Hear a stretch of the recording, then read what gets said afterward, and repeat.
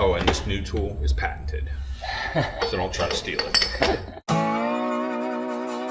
We've been working so hard for you guys on the Holy Grail Onyx Jaguar build, and our hard work is paying off because in the voting for the Onyx Build Challenge, we are now #1. So thank you guys so much for that. I wanted to show you guys today all of the pieces and parts that we have of the Jaguar, because right now it is in 1 million pieces. We've completely disassembled it down to the bearings and seals. So let's check out. This is the frame. Over here we've got a bare axle completely disassembled all the way down to the ring and pinion, gearing, bearings, seals, all out of there. This is the bed for the Holy Grail. Currently collecting rust. Right here we've got the skid plate. These are the rear control arms. Right here we've got the master install kits. Right here we've got a box with a spool, ring and pinion, caps and bearings.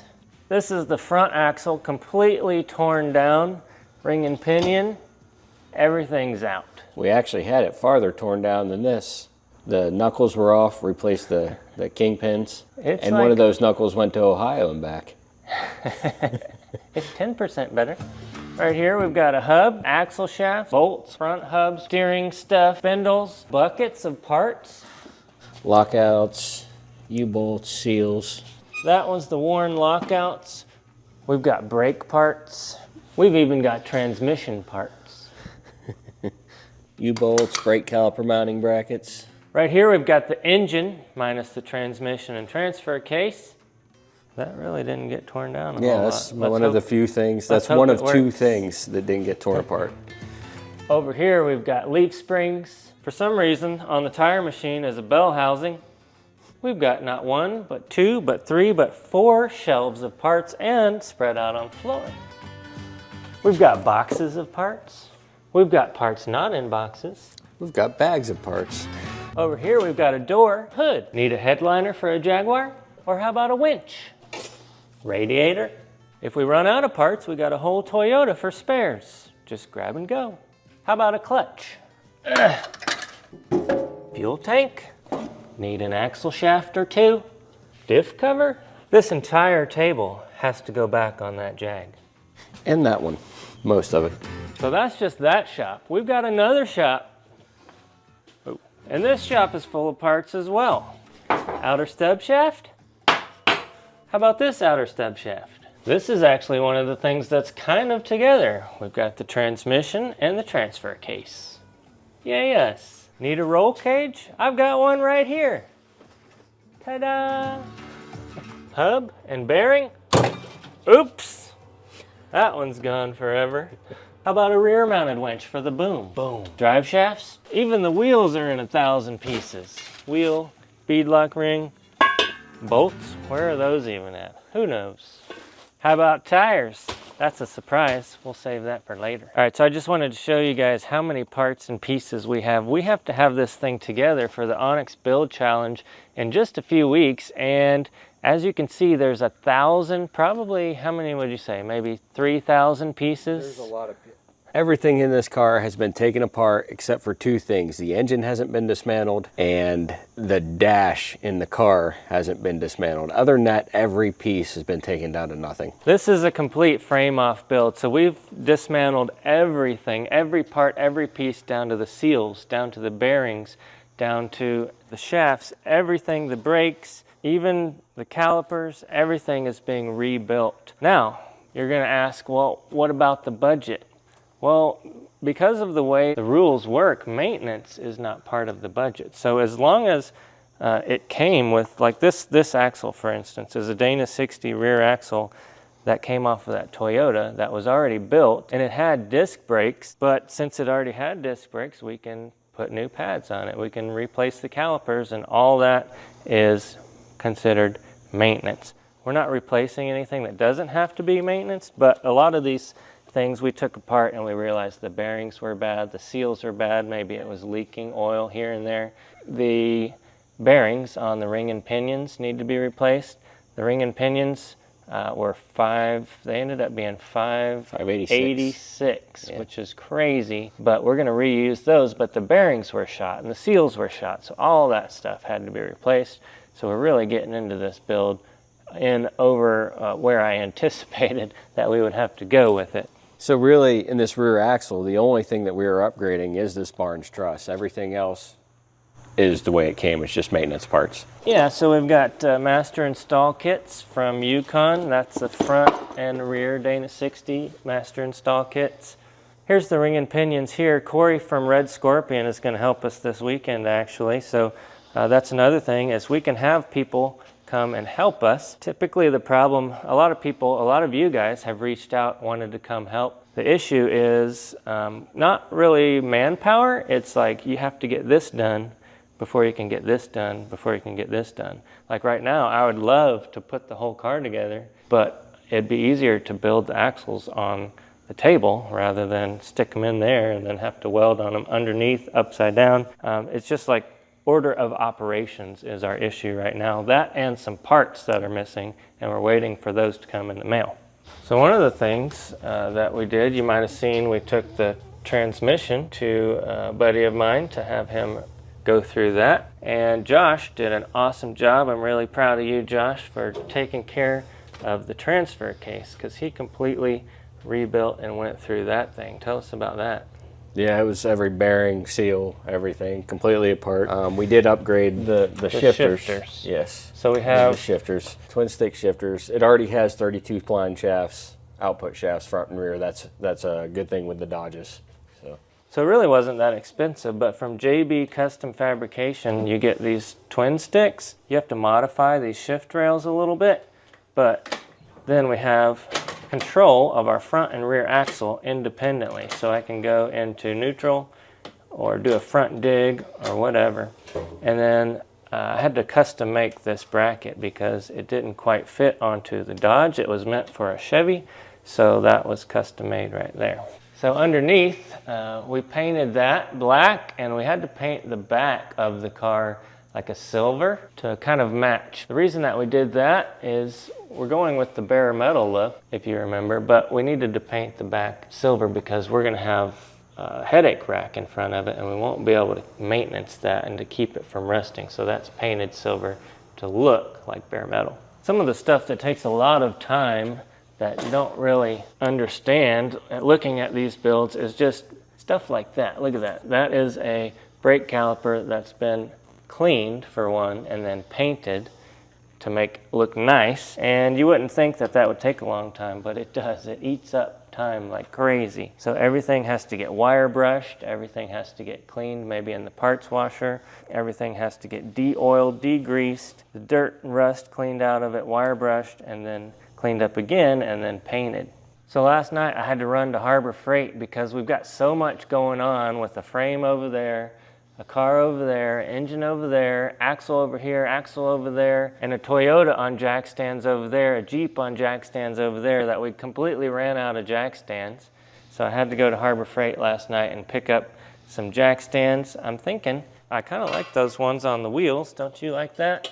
Yep. Should we weld those like that? Yep. I even picked up these 12-ton. These things are heavy. They are big and massive. I don't know what we'll do with that, but it's got a pretty good height to it. So what are we going to do in this video, you ask? Well, we're kind of out of things to do currently, except for one thing. We had to cut the truss off of this axle. Well, we didn't have to, but if you saw it, it was kind of weird looking. So what we're going to do is replace that truss. But since I cut that off, that means we have to put the axle back under the frame to know where to weld this and where to weld the upper control arm mounts, because now everything's changed, all the angles have changed. So what we need to do right now is to try to figure out how to get that frame that has nothing underneath it into the shop. Josh, you think you can He-Man that into there? Just lift it in there, sure. Just carry it like this. I'll get the light side. Which side is that? I don't know. Oh gosh. How are you able to lift this? Determination. Now just roll it. Oh, this end's heavier. Hold on. Don't kill yourself. That takes about 20 pounds off.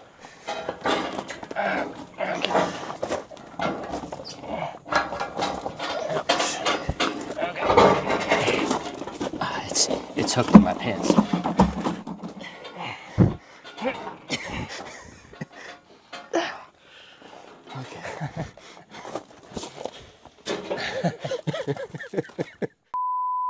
All right. Told you we shouldn't take the axles off of this thing.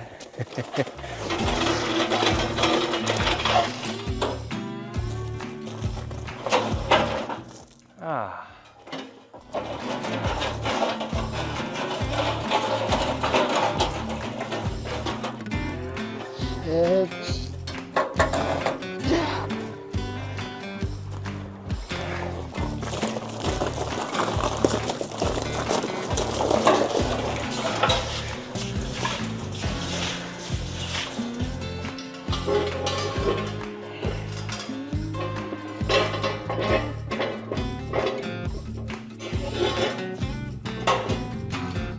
We've got it leveled up. Now we're going to put the control arms back in, and then we're going to weld up the truss on the back of that axle once we get that set in place.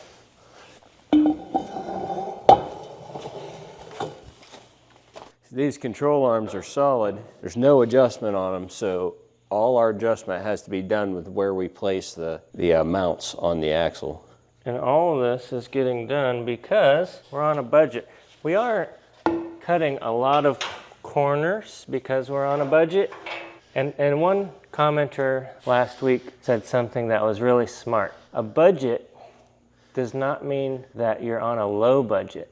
So a budget just means that you are on a fixed amount that you can spend. So you could have $1 million budget, and $1 million budget doesn't mean it's cheap. It just means that that's the cap. So I never thought of that until they said that. So our budget is $20,000, which is quite a high budget, but we're getting up there really quick. And so to make this work, we're cutting a lot of corners, and we're doing some things that I wouldn't typically do on a rock crawler build, but we're doing the best that we can. And then after the challenge, we're obviously keeping this Holy Grail, and then we'll be able to come back and change anything that we need to. Maybe if it works, then great. If it has some things that aren't that great, that don't work, or that need modifications, we'll come back and fix those. He said we're getting up on the budget quick. Let's explain quick. The budget's $20,000. We were $15,000 from the word go. So we had $5,000. We had $5,000 to build this. Yeah, and my plan was to take a lot of the parts off of the Toyota, which we've been doing, but a lot of those parts from the Toyota needed maintenance, which luckily the maintenance doesn't count towards the budget. Otherwise, we'd have been totally screwed. Yes. Because the maintenance that was required on those parts was extraordinary. And tires don't count towards the budget, or else that would have been the rest of the budget. Well, they do, but at a handicap. Yeah.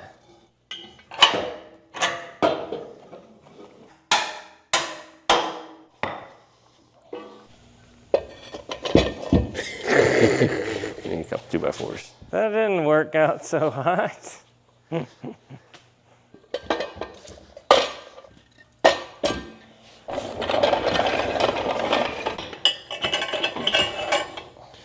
All right, guys, we're gonna put this truss here.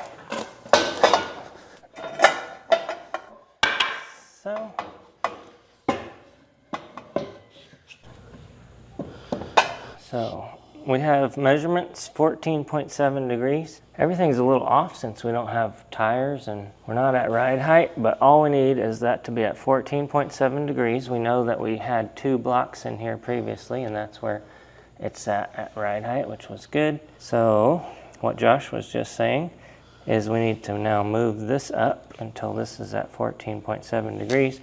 This we measured at 9 degrees off the axle, or 9 inches off the axle tube. It looks off center to me though. Yeah. Yeah, we're gonna have to center it side to side. Joshua, how much play does it have left to right? It's gonna bind those, like that's where it wants to be. Anything outside of that, it's binding those bushings. Yeah, I don't think those were put in precise locations. And that's not us. Like I said, cutting corners for a budget. Where's that laser? I feel like we did this back in episode 5, and we're now on episode 26, and we're redoing it over again. Is it Fab Rats or Matt's Off-Road Recovery? We do it nice because we do it twice. Yes, we do it nice because we do it thrice. Anyway, the output is the center. You can see where I had scribed the center line of that little arrow before. So I was thinking about it wrong earlier when I was thinking that the pumpkin needed to be in the middle. It's the output that needs to be in the middle, and that should be the center of the axle tube.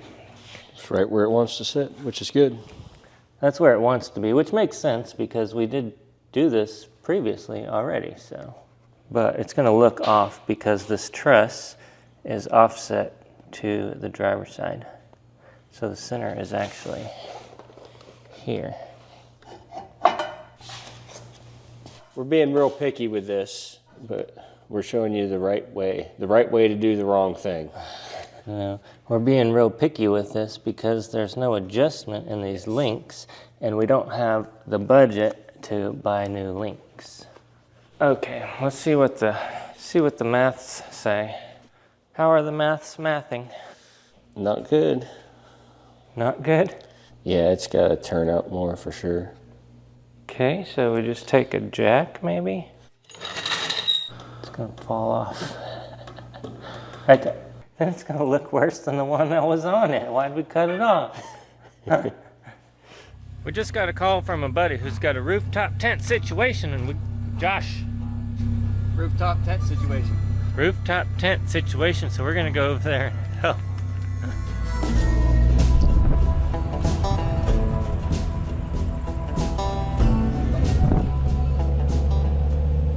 What are we doing? Remounting a rooftop tent. We're putting a Yakima rack system so it's mounted correctly and doesn't buff it and bang the top of the car. All right. And we just need to lift this roof nest off here so I can mount the bars. 180 pounds. Yeah. I think we can do it.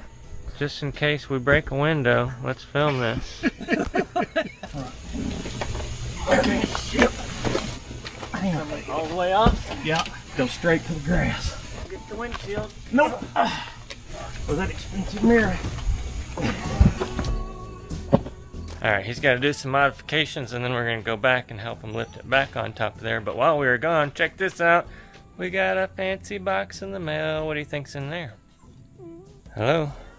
Oh yeah, Joshua! Lunchtime! Woo! What do you got for us today, babe?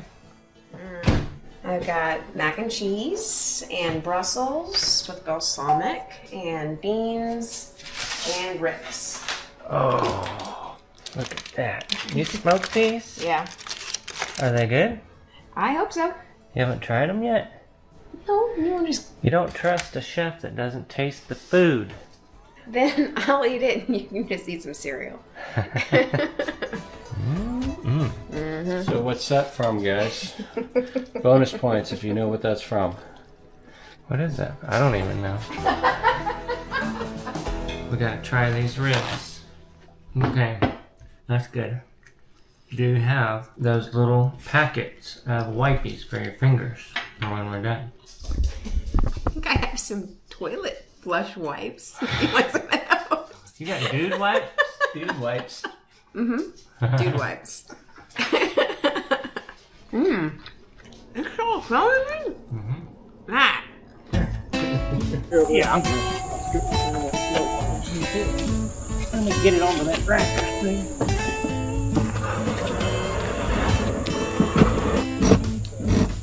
There you go. Okay.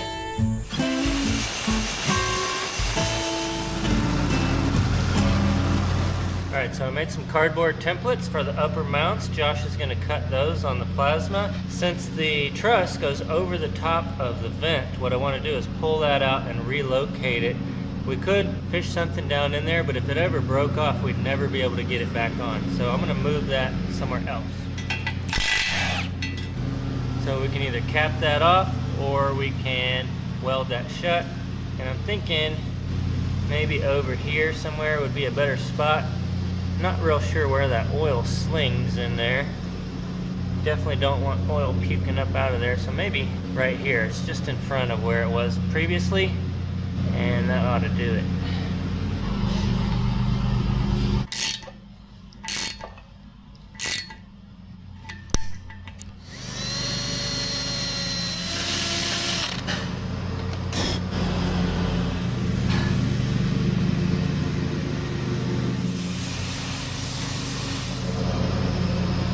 I'll leave that off for now because we're going to have to weld right here. We'll put that back in later. Now I need to get these cleaned up. We're going to weld this together before the truss goes on to make sure we never spin an axle tube. Just like on the front axle, we're going to get this thing toasty. Then we're going to weld all around there.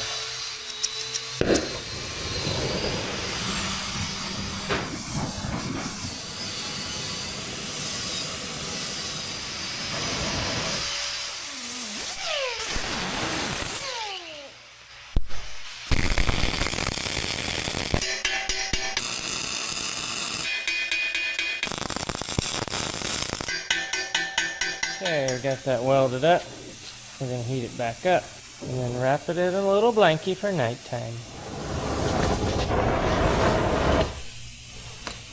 We got a new welding blanket. You like that one better, John? Oh, yeah. Yeah, I don't need a hazmat suit.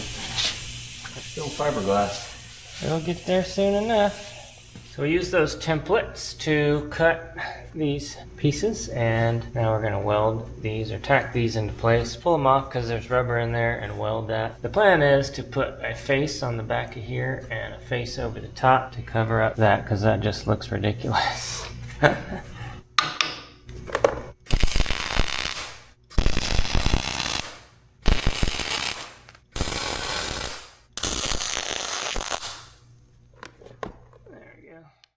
Alright guys, it's a new day. Josh is playing hooky today, so I've been working on this again.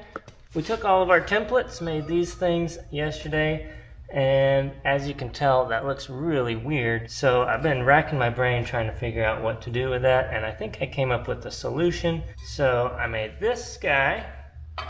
It's gonna go right here, and then on the top of that, I made this guy. And it's going to go right here. Even though this truss is off-centered a little bit, that's going to make it look like things are centered up a little bit better. And then I think what we'll do is we'll make something really cool to go over the top of that. Maybe like a Holy Grail in writing, or maybe a Holy Grail with some bedazzled jewels or something funky, so when you look under here, there's not just this flat plate. I think that'll be pretty neat. If you guys have any ideas, let me know. If you guys can make that happen, let me know if you have a laser cutter or something like that. But I also got these done, so these are tacked into place right here. As you know, the original mounts were too wide and they had a bunch of washers jammed in there, so we cut this side off, scooched that in. That way we don't have to deal with a whole bunch of washers every time we take that thing on and off. So now, once I get these tacked in, I'm going to pull this and we'll weld it up.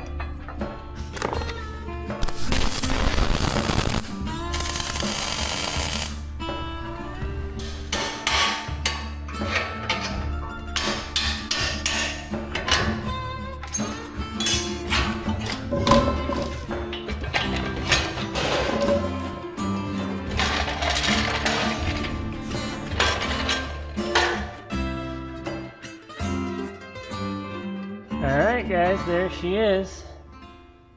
It's about ready for ring and pinion. I don't know why we made that thing so tall, but that's the way the Toyota Link mounts were, so we just went with it. But it seems like, by the math, that's about right, because it's supposed to be about a quarter height difference between the lower mounts and the upper mounts of what the tire size is. So that should be about right, but it is typically taller than what we would normally do, but that's not a big deal. It's going to be super strong that way. And it leaves me with some cool space to put some artwork right there. What do you guys think? The Holy Grail? Or should we do a Grail? Or should we do something else? Maybe, oh, I know. The Red Knight? Was it the Red Knight or the Black Knight? The one that loses his arms and limbs? Just hop in there. What else could we do? Something from Mad Max? I don't know. Let me know what you guys think we should put right there. Good morning, guys. It's a new day. We got Corey from Red Scorpion Off-Road coming to help with the gearing of the axles.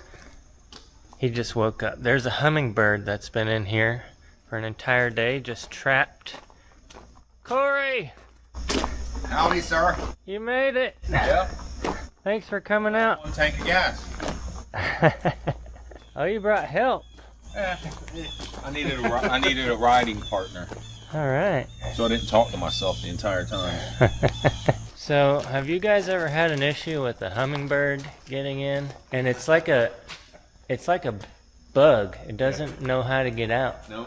And it just tries to hit all the lights. He's been here for 2 days now. He'll eventually get out. We have one at the fire station that comes in and does the same thing.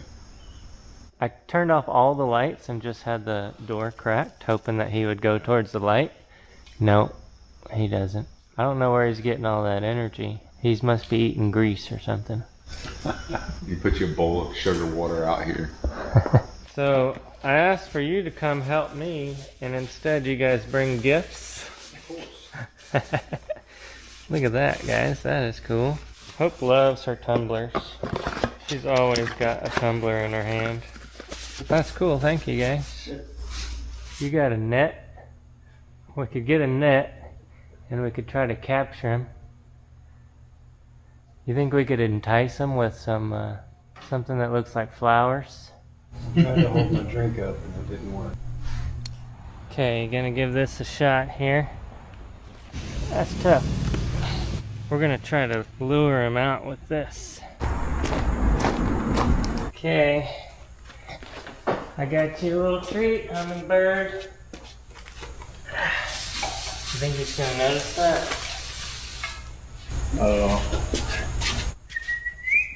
Little hummingbird. There we go.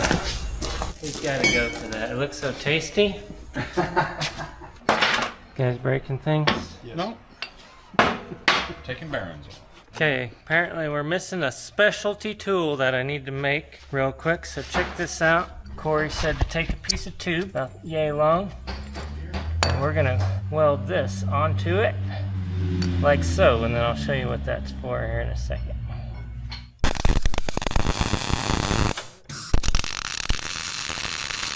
Not pretty. It was fast. It don't have to be. Did I put it on upside down? I did, didn't I? Dang it. Do you want to video that part? That's what it's all about. I even looked at it and I thought, oh, that's the side. It's because it's cut off. But no, that side needed to be. Okay. Back to the drawing board. Okay, let's try this again. It's going to have to go this way. Good thing you've been doing all that fireman training. Yeah. Say hello to my little friend. Going down. You'll feel it. It'll change tune. Hear how the sound got? Yeah. And now it's in there. Okay, Corey got this thing set up in record time. Pattern's good, backlash is good, everything's functioning great. So we're gonna move on over to the rear axle now. These are the same gears, they're 586. So all we're doing basically is replacing the bearings, right? Yep. That's it. All new bearings, all new seals. I feel like I'm packing a cannon. You don't want this to blow.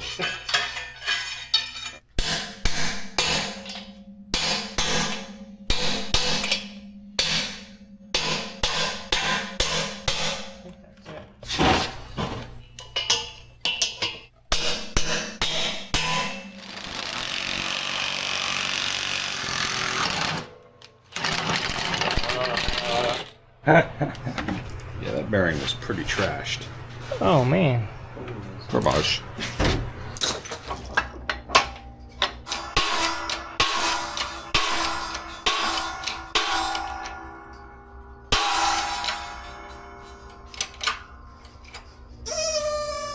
So the threads on the end of the pinion here are all goobered up, so we're having to take a file and try to file them back out because we're reusing the gears here.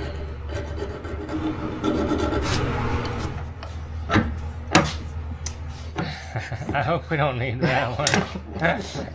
Okay, we gotta show that what Corey just did.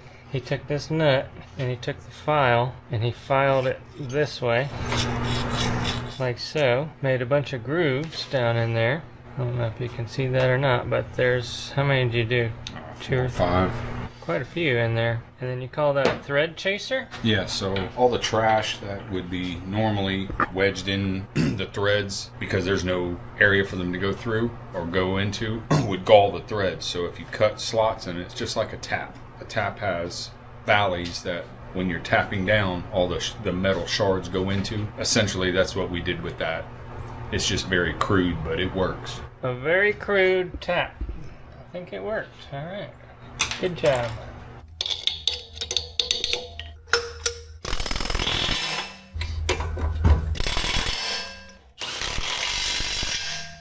That's not enough shims. Got a little tight? Yeah. So we just added a shim. These are the shims right here. And when you put those in, it makes that looser. More shims makes The preload. preload looser. And then whenever you put the yoke on there, you can see if it's too tight, I guess. Yeah, it has to have a certain amount of inch-pounds of preload is what they call pinion preload.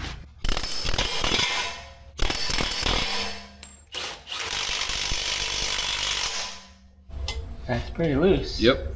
I don't know if we showed it previously, but here's the dial. You put that on the yoke and you turn that and you can see the max that it was at with this little dial. So let's see what we've got here. It's probably not even going to register. Got like 2.5 inch-pounds. Here's a little trick that Corey taught me that I never thought of before, is to just write all these down so you don't have to keep measuring them over and over and over. Because every time you take and put new shims in, you're going to have to measure those again, unless you write it down. 18. They're so all over the 15. Okay, so we're going to take off a 13, and then we're going to put on an 11. So Yep. 2 thousandths difference. We'll see what difference that makes. Oh, and this new tool is patented. So don't try to steal it. Not Better, enough. but not enough. So we're trying to get this tighter. It's still pretty loose. Hey, we made it to 5. To 5. Alright, we still need less shims. It seems like more would be more, but less is more. More separates the bearings from each other, which has less pressure on the races. The tighter the bearings come to each other, the more friction it causes, causing more preload. The less friction you have, the more wobble you have, and so forth. So, That's what I said. Less is more. yeah. I wish my bank account less. Alright, so now we're taking out a 15 and Putting in an 11. putting in an 11. So 4 thousandths. Let's try that. Any guesses? I'm gonna go with 22. What is it? It is 18. 18? Yeah, somewhere on there. Right within spec? Yep. 17 to 30 is the spec. That's 18. Now we can take out another thousandth or so and increase it a little bit.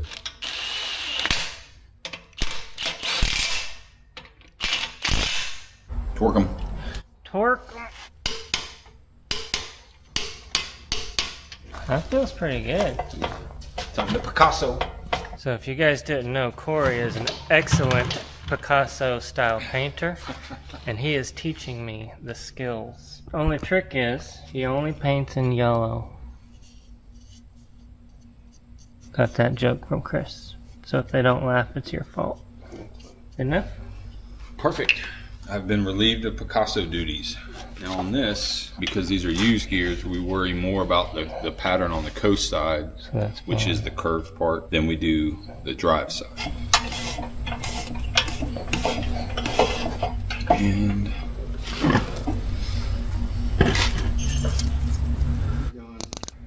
375, so almost 4.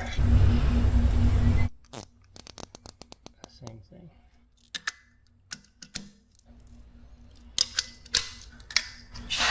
I'm just thinking about how the people of the internet are going to be like, holy cow, you shouldn't be able to fit the bearings on like that. What are you guys doing? the internet.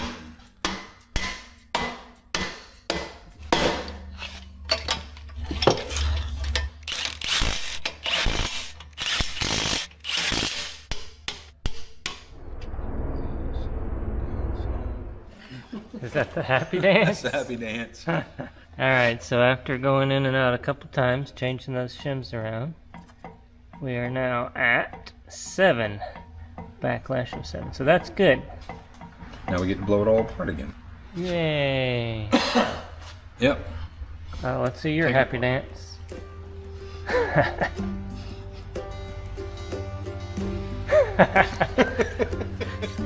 Notice how the stash didn't even move.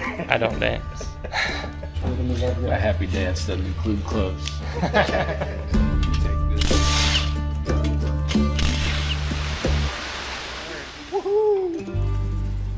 It's tight. Good to go.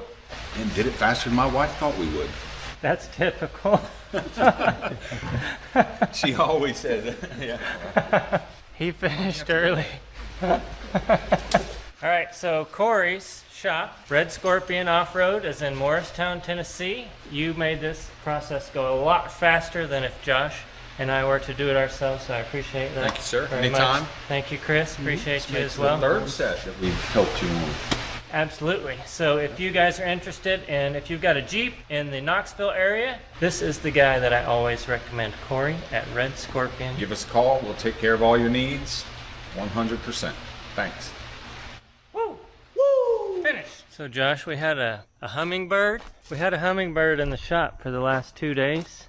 Couldn't get him out. He was like a bug, and he just stayed up there by the lights, just fluttering around. So I took these and we put him right about here so that he would come down and then find his way out from there. And it worked, because he's not here anymore. Either that or he died in the corner somewhere. Got tired of running into the walls. Yeah. Hydrangeas for the win.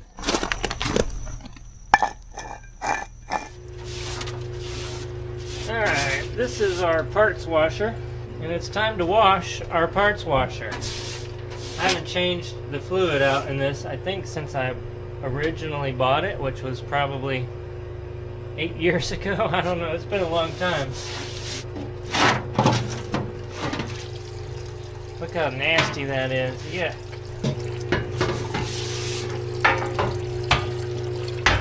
You know what I should do? I should see if the parts washer will fit in the other parts washer. Josh, they make this cool little drain down here at the bottom, but you can't get any sort of a bucket in there to it. Isn't that nice?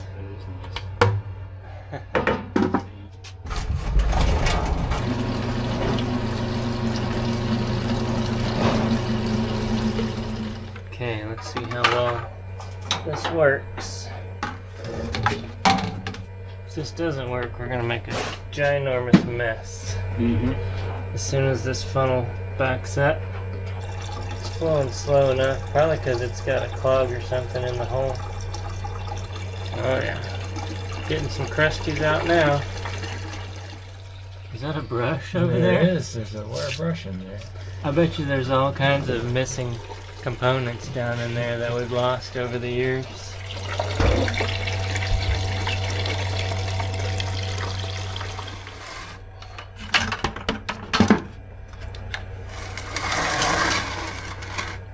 Okay. Alright, this is like dumpster diving. Let's see what we can find in here. Biggest thing that stands out is this big old brush. Found that. There's a bearing. Looks like a side bearing. Probably a Dan 300.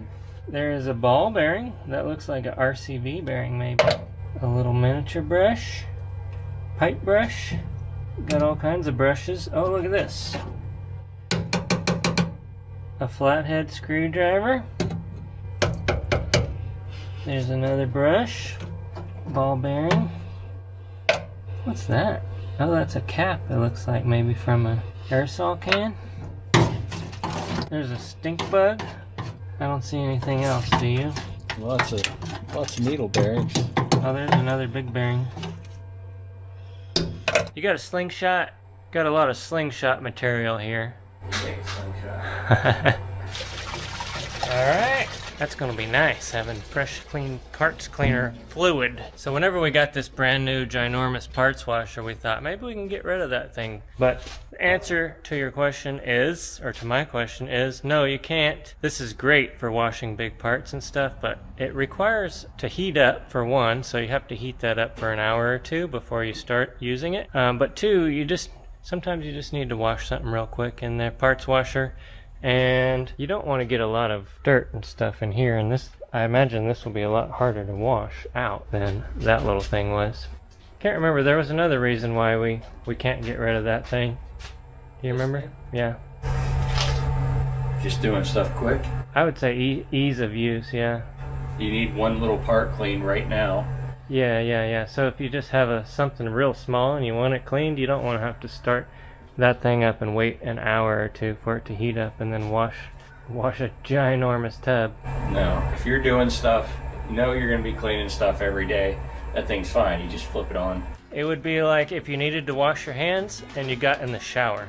That would be what it's like. This is for washing your hands. That's taking a shower.